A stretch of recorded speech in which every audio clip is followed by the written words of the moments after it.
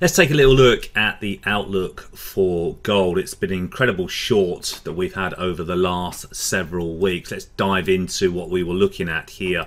This is the weekly chart of gold, and it's these two red arrows right in here. These are called the trend predictors, telling us that the pressure could be to the downside.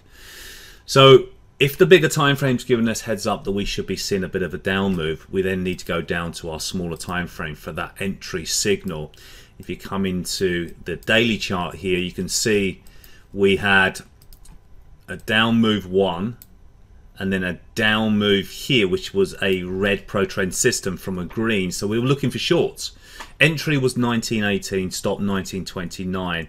It's hit target after target. We do have a final target here at 1,800 automatically generated. So, you know, that was a nice move down here. We could continue to flush lower on the gold market, but I'm probably expecting some sort of, we're probably going to get some sort of pullback here. As long as it stays red, we're shorting this market down to this final profit target. But a lovely short signal, nice tight stop, and some fantastic profits here. So lower highs, lower highs, lower highs, red signal to short. Keep it really simple, guys. Gold was a big short trade. No reason to get long gold at all. So hope you enjoyed it, guys. That's how we shorted gold. Nice and simple.